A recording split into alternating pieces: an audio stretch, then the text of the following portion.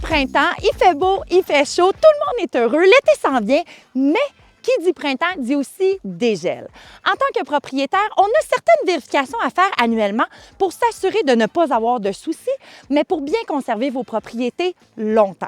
Aujourd'hui, je m'en vais rencontrer Jean-François Saint-Laurent qui va nous outiller vers les bonnes vérifications à faire. Merci d'avoir accepté notre invitation. Donc, Jean-François, est-ce que tu peux t'introduire à nous, nous dire un peu c'est quoi tes services? Oui, bien en fait, je suis inspecteur en bâtiment. Je suis un professionnel du bâtiment. J'offre aussi des expertises. Ça va faire 10 ans là, que je suis dans le milieu de l'inspection. Auparavant, j'ai travaillé dans le milieu de la construction aussi pendant mes études. Je travaillais sur la construction, fait que j'ai construit plusieurs maisons, ce qui m'a amené à construire des maisons pour moi aussi, puis de me spécialiser là, dans l'inspection de bâtiments et l'expertise de bâtiments. Jean-François, bien, ça fait quand même quelques inspections qu'on fait ensemble. Exact. Et tu vas être d'accord avec moi, l'ennemi numéro un, généralement, des propriétés, mais surtout de la fondation, c'est l'eau. Tellement. Ouais. Donc là, aujourd'hui, on va faire le tour d'une propriété. Fait que suivez-nous.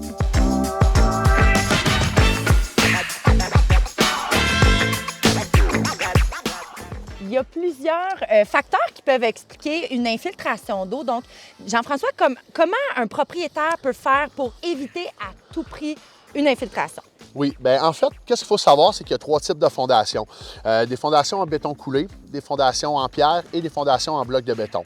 Donc, c'est sûr que si on a des fondations en pierre, des fois, le passage de l'eau se fait plus facilement. Les trucs, c'est en fait, au gel-dégel, au printemps, on va aller vérifier notre fondation afin de savoir est-ce qu'il y a des nouvelles fissures qui sont apparues. Au niveau des fissures, il existe aussi 2 types de fissures. Il y a des fissures qui sont mineures, donc on appelle ça des fois dans le jargon des fissures de retrait, des fissures de surface. Donc, ces fissures-là, ils vont apparaître là, des fois, quand on finit de décoffrer le béton, on va voir qu'on a déjà des petites fissures.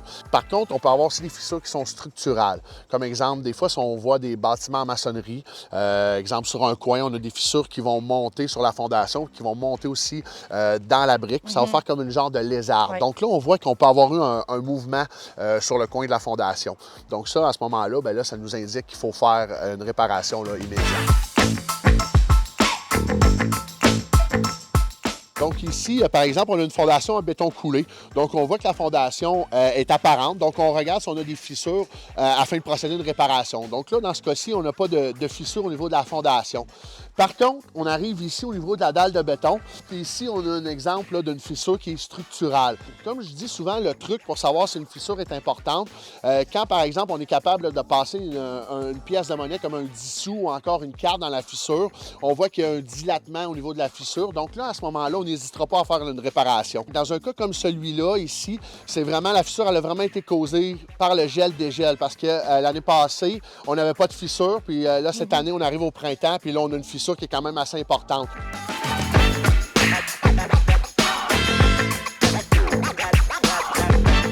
Une fois qu'on s'est rendu compte là, que notre bâtiment, la fondation semble saine, on a fait le tour des fissures et tout, il ne faut pas négliger les drains français. C'est quoi le rôle de drains français? Et les drains français, en fait, ils ont vu le jour peut-être dans les années 80. Là. Tu sais, c'est approximatif.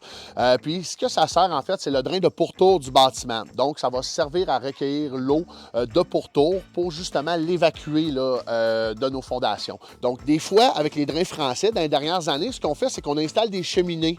Donc, avec les cheminées de regard, comme vous voyez ici, c'est assez simple. On dévisse la cheminée.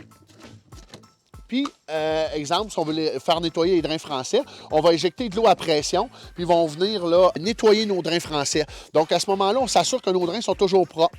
Donc, ça évite aussi d'avoir des infiltrations d'eau. Puis, selon tes recommandations, en fait, on devrait faire nettoyer nos drains peut-être quoi, une fois par année? Je dirais pas une fois par année, mais peut-être aux 4-5 ans, tu sais, ça serait prudent.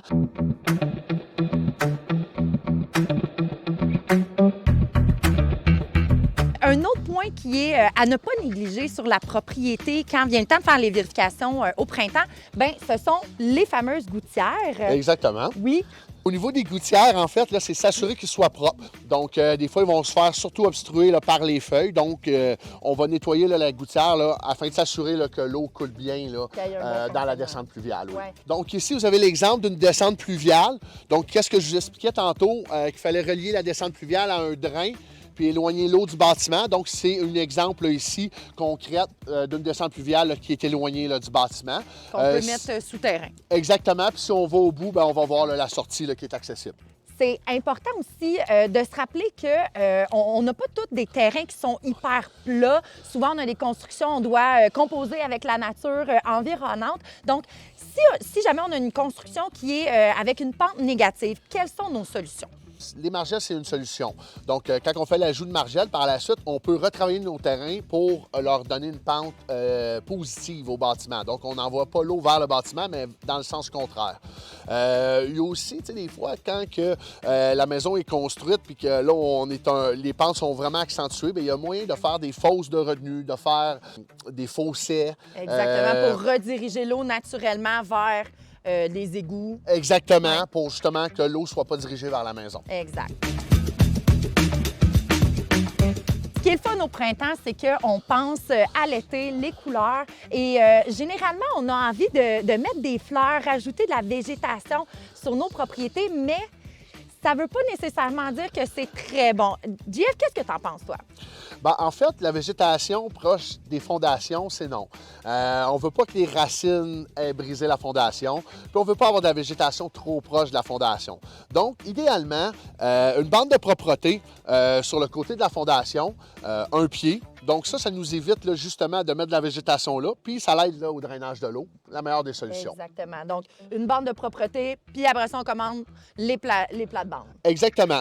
Après ça, il n'y aurait pas de problème d'installer des plates-bandes. Comme on dit, à 4-5 pieds du bâtiment, on va aller rien installer là, qui va avoir des grosses racines, mais des petits arbustes, là, des petites plates-bandes, ça, il n'y a pas de problème avec ça.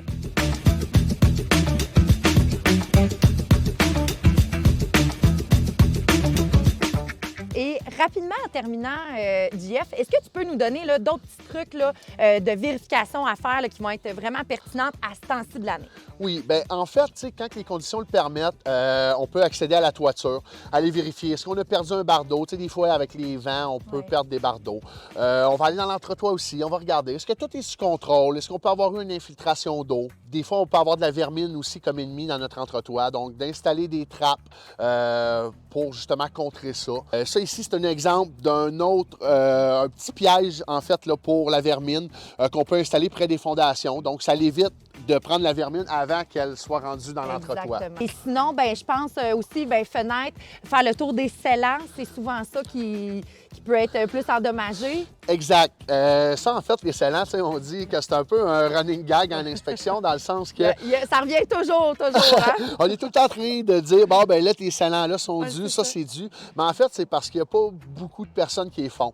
Donc, c'est bien entendu que de faire les scellants sur le pourtour des ouvertures, bien, ça va nous éviter d'avoir des infiltrations d'eau, ça va couper les pertes de chaleur. Sur le pourtour de ton, exemple, de ton ouverture ici, c'est important que ça soit bien colmaté.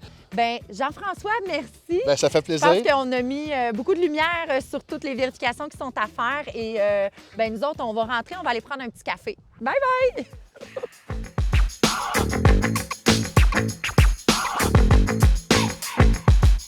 Évidemment, si jamais vous avez des inspections à faire, que ce soit pré-vente ou à l'achat, bien, Jean-François, c'est notre homme. Merci beaucoup, Tania. Plaisir!